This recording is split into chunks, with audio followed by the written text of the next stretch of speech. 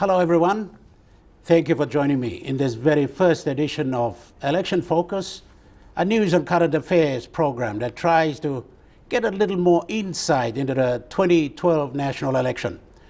In a series of interviews, we hope to talk to leaders of all major political parties on how they plan to shape the country. Police on security matters, the Electoral Commission on the conduct of the election, Dr. Alphonse Gelu on matters associated with the integrity of it all, and observers from, say, NGOs on how the elections went. We begin the show with someone who is wearing three caps for the moment: the member for Yalaboo Pangia, the leader of the People's National Congress Party, and Prime Minister of Papua New Guinea, Mr. Peter O'Neill. So welcome to the program. Thank you very much, and thank you to yourself and the listeners throughout the country for giving me the opportunity to be here to express what we have for the country's future as we move to the elections in the coming weeks. Sure. Prime Minister, yes, we've seen the loud side of you in the last 10 months or so. We haven't seen a lot or heard a lot about your early upbringing. Yeah. So here's a little package we prepared for the viewers. Mount Kilauea, Papua New Guinea's second highest peak, standing at over 13,000 feet above sea level, it soars majestically north of Yalaboo Pangia. To the south is Mount Yalaboo, less than half of Kilauea's height, mighty nevertheless in its own standing.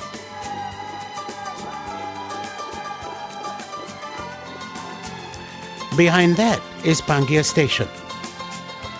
Far south and close to the Kikori border of Gulf is this hill called Melipini. Meli means tree and Pini means trunk in the local language of Manoane.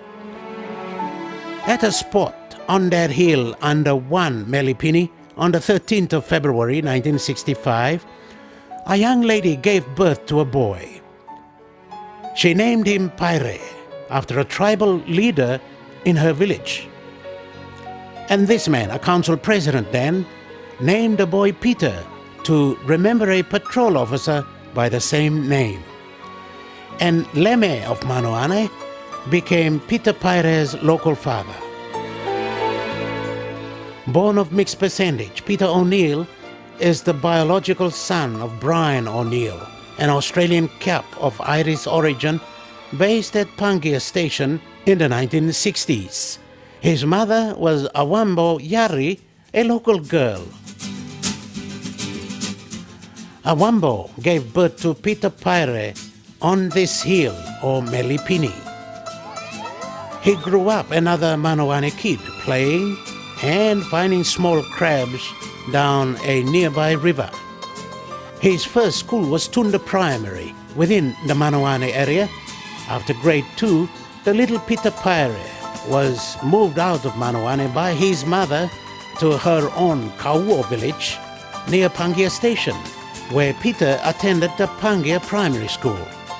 One of his uncles at Kauo village is Kongoi Noropa. Emi angro turu mi breye tulu ati mi ko emi ko kamapi man. Yalaboo Secondary today is where Peter Paire completed his early part of high school. By this time, his biological father, who had worked in Goroka as a magistrate, sent for him. Goroka businessman today, Rudy Wild, was a close friend of Brian O'Neill when the young Peter arrived at the Nokundu country. Oh, when I first met him, he looked like an energetic young man. And what I very quickly realized is he's very hard on studying. Okay. He never let loose.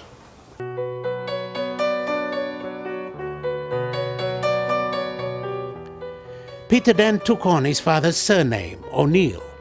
He lived in this house near the National Sports Institute in Goroka.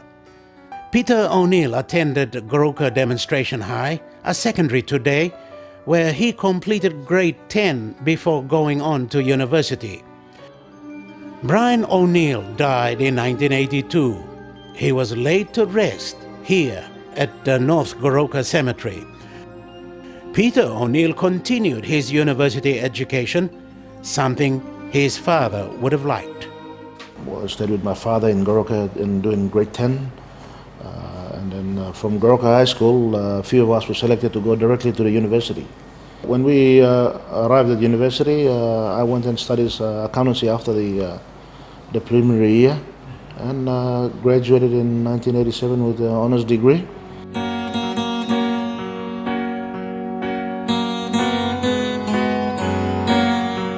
Armed with a degree in accounting, Peter O'Neill moved from the classroom to the workplace, and Goroka became the entry point into the business world. I was motivated in going to business because, growing up was a struggle. So I thought that by getting into business, for one, improving my own well-being and supporting my family, but also creating employment for my own people. So, from the late 1980s to 2002, Peter O'Neill had clearly established himself as a successful businessman. His involvements and contributions to this sector have been far, varied and distinguished. They range from trading to real estate to hotel and the technology industry. If there was anything ever loud about Peter O'Neill, then it was his entry into politics.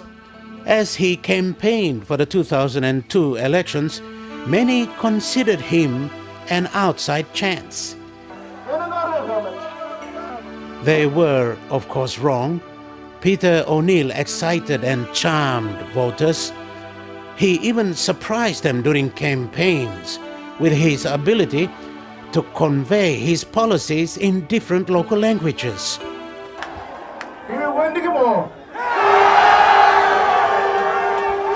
So I speak, Wiru fluently, and I speak Imbongo fluently. Kawabi, I understand, I can speak, but I need a bit of time and practice from time to time. But I can get by with it.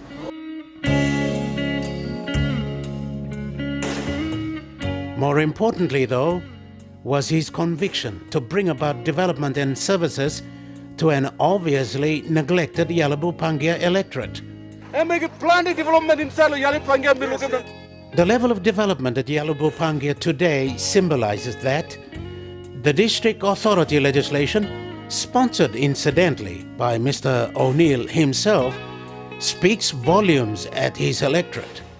As many of my electoral members will know, over the last 10 years there has been significant improvement in the road infrastructure and the court systems now we're building in the school, the health hospitals that we are building, the district offices that we are building.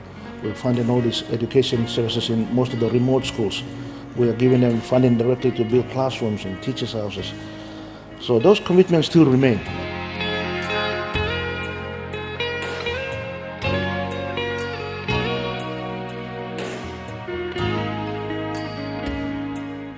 The early life of Peter O'Neill and his early days in politics. This is Election Focus. We're watching the 2012 national election. Back after this.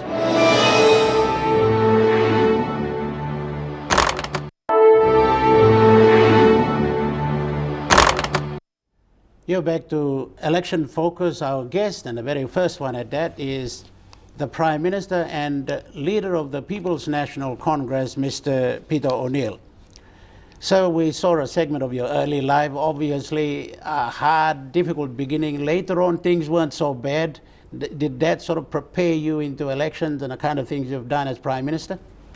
Well, when you grow up in a very difficult environment in early life, it sets you on some of the determination that you have to improve in your own life, but also trying to improve the lives of the others in the communities around you. So I have been privileged in the sense that my people have trusted me for the last 10 years to represent them in Parliament. And as a result, I have been able to translate my own beliefs and aspirations into trying to develop my own electorate and my own province. And that is going on quite well. And I'm certain that my earlier upbringing has set me the foundations to to work in such a determined effort to bring in change into to our people's lives. Okay. Obviously, you're confident about the elections that are coming now. In my own electorate, I'm quite confident that my people will return me because of the work that I've done, and I hope that they will judge me fairly. I don't believe that if I had not worked in their best interest, I should not deserve the seat. But I know that I have done work, and there's more to be done. And it's just only the beginning. In 10 years, trying to change what has been neglected for over 20 or 30 years is difficult. Yes. But we've started the pace, and it's going on quite well. It's improving quality of life for many of my citizens in my electorate, and I believe strongly that we will continue over the next 5 years. You go into the elections as the incumbent, as head of government. Obviously, you like to come back like that. How is that? How do you think you'll fare there? Well, I think we'll fare well in the elections because we have done what is necessary of us. Over the last 10 months that we have been in government, we have managed to stabilize a country that is going through a crisis, not only political crisis, but crisis in public service, crisis in the defense force, crisis in the police, crisis in judiciary, political instability in the politics. It has been a difficult 10 months. It's not been easy, and we could have gone easily the other way of civil disorder. But I think coalition partners and the government and myself, we've been able to manage a stable environment that is working in the best interest of our people and our country. And I think our people will judge us fairly on that count, because we have had issues in the past where our economy has been doing quite well, but translating that growth into delivering services to our people has been lacking. So in the last 10 months, we have been trying to fill that gap in terms of some of the policies that we have been driving over the past. But in those 10 months, do you think you've solved some? Do you feel that you've addressed it, or have you merely exposed it, that these are happening?